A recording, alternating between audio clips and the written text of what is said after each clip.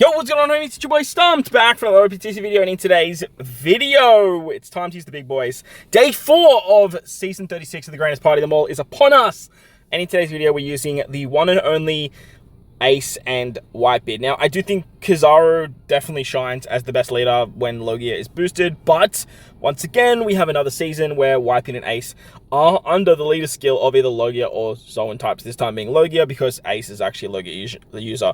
Quick and Dex teammates get CT at level 3, Driven Strikers get Defense up level 5, and then everyone gets Attack, Recovery, Speed up level 5.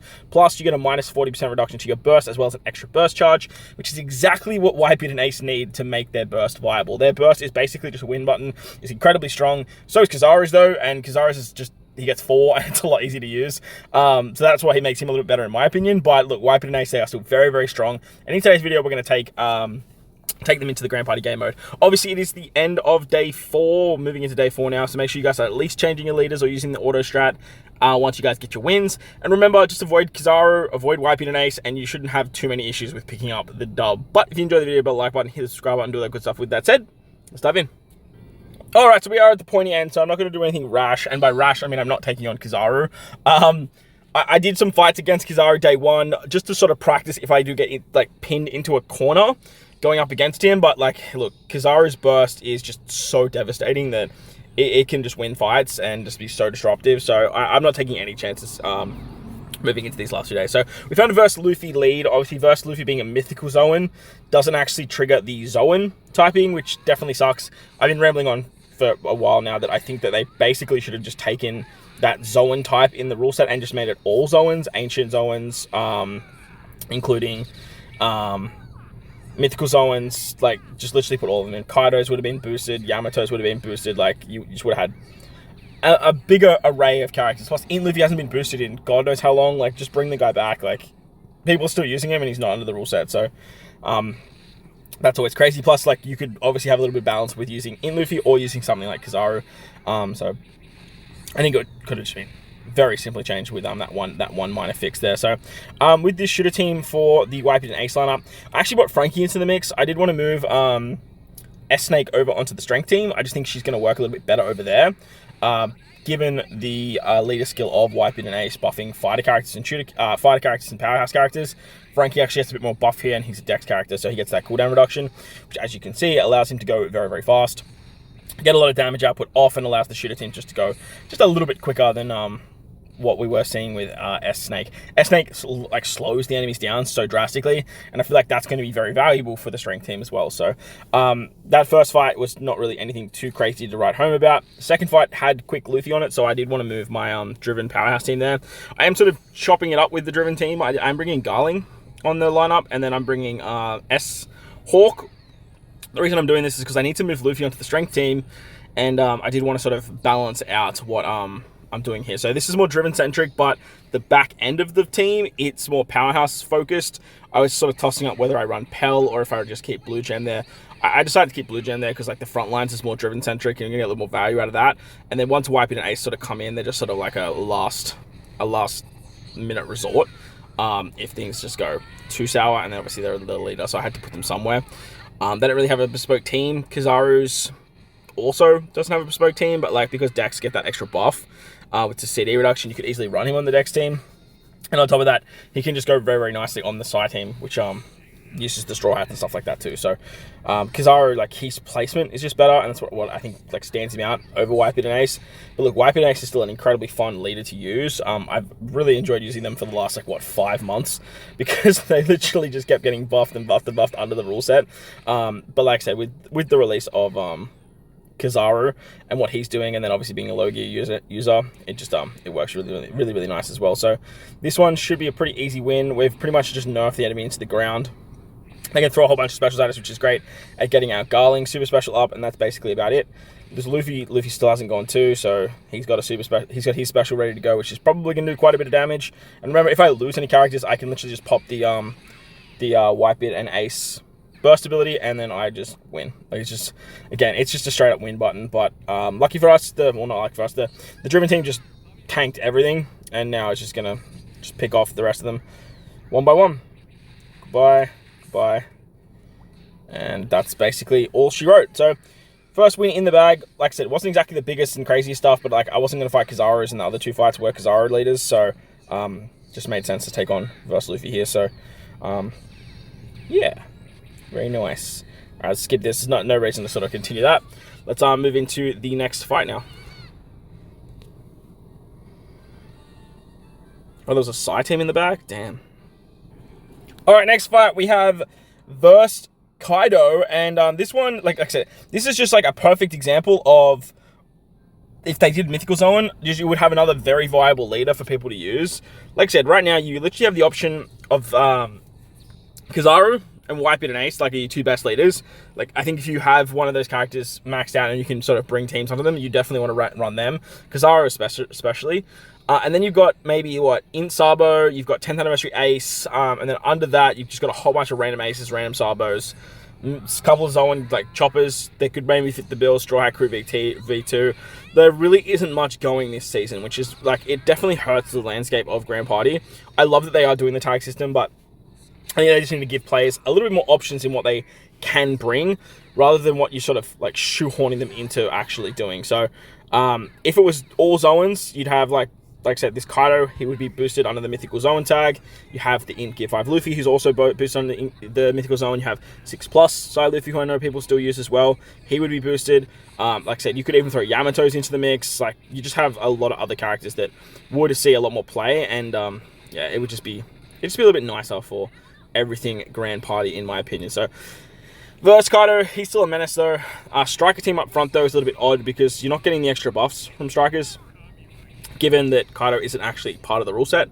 If Kaido was part of the rule set, the Striker and Driven team would go very, very nice, because Kaido obviously buffs Strikers. He also buffs Dex characters, so you would just have like a really nice, let's just like move on from this, right? Yeah, let's move on. You just have like a really nice setup with Kaido, because he buffs a lot of the colors and classes that is just associated with the rule set. He also buffs Quick as well, so I just think it was a huge missed opportunity there. So let's dive in with the strength team, because it looks like Kaido is on the second team, which means that it should be Dex, if my PvP knowledge is dwindling. Oof. I'm a big fan of this fighter shooter lineup that we've got going on. I'd love Pikqchu to be on this team too, but unfortunately Pikqchu is on our Driven team, which, look, makes a lot of sense. So now we've got a lot of cooldown reduction for us, and we are lowering a lot of their cooldown reduction as well. So that's always nice. Yeah, -1 on Bizarro, which is great. And then the rest of the team has a little bit lower as well. That Halloween Uta can be a bit of a problem. The amount of cooldown that she can give is problematic. But the fact that we slowed Bizarro down enough to not get his special there basically ensures us the win. Like, it's curtains now. We're going to force out Bizarro, kill a bunch of characters. We'll take another burst, that's fine. I'm okay with that. Ugh, the forced out now kicks in though, which is a little bit annoying.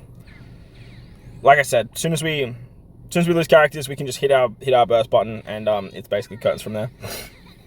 I need the screenshot for the thumbnail anyway, so if you could get a few kills on Mikado, that would actually be pretty handy.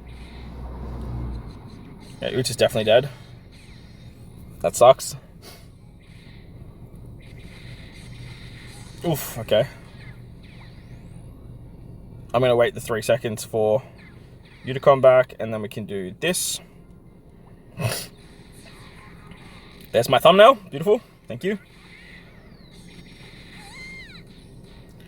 And then we're probably just going to die here because he's going to use the burst again. So let's skip that. Like I said, Kaido, he's still a bit of a menace. Don't get me wrong, but like if you take 3 bursts, that's probably gonna happen, you know. It is what it is. Poor strength team. Just got absolutely bodied there. But like I said, like tanking 3 bursts is pretty challenging to deal with.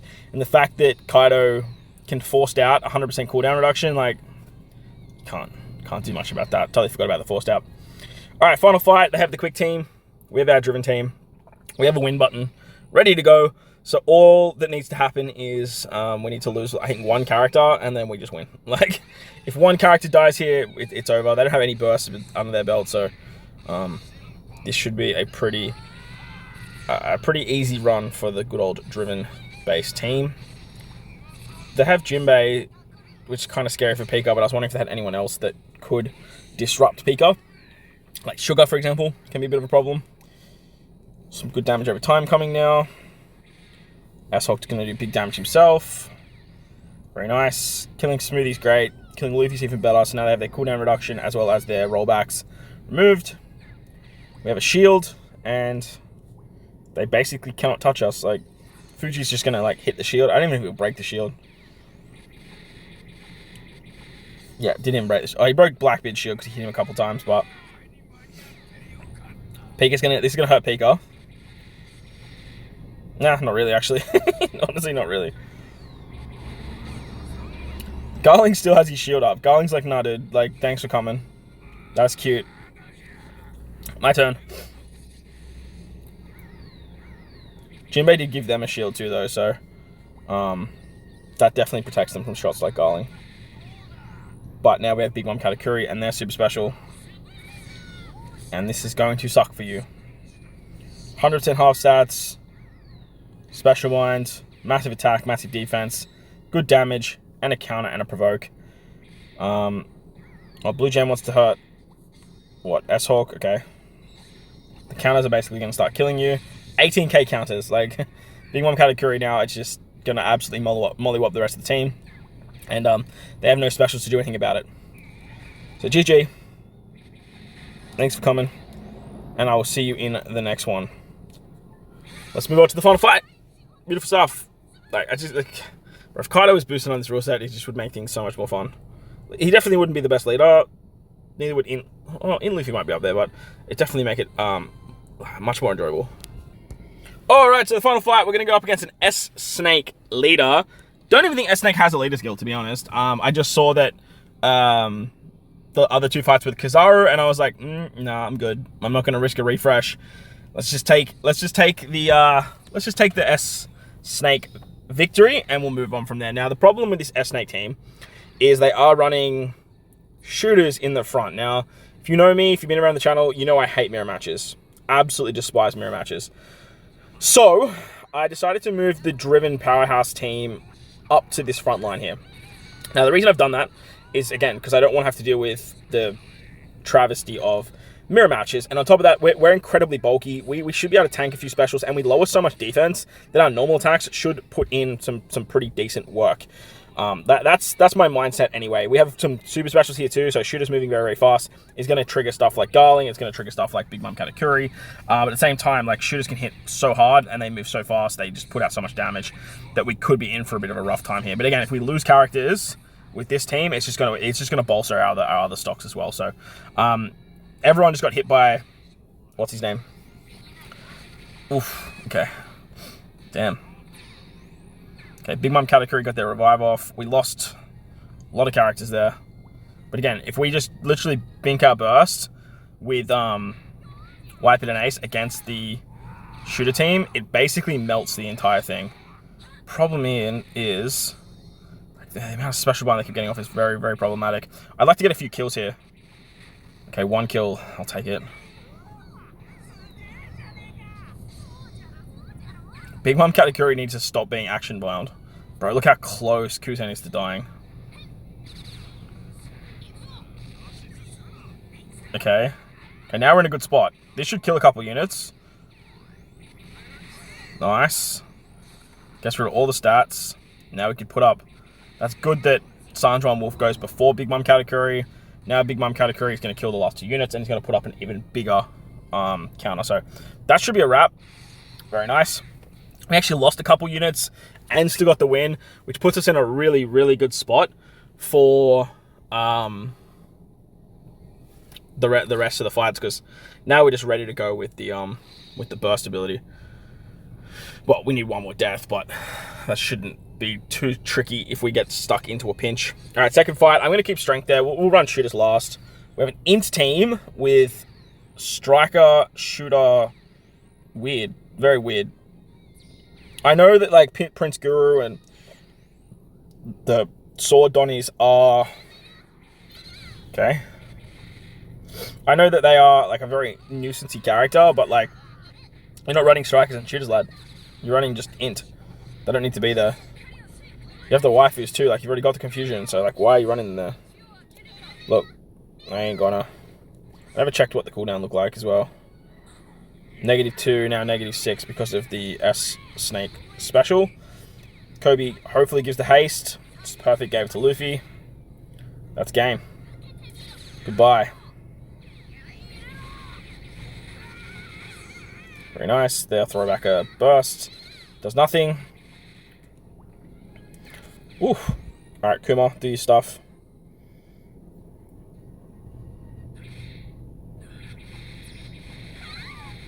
Very good, very nice, very pog.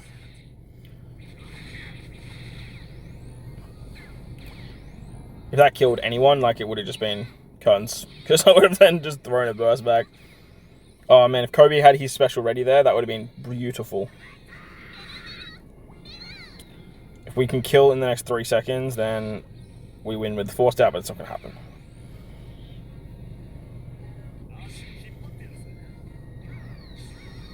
Oh, I hate this unit so much.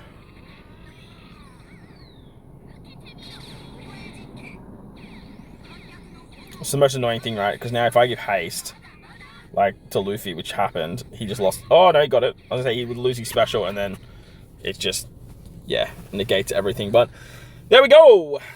Getting the dub with Whitebeard and Ace. Look, very, very good leader. If you have them, make sure to use them.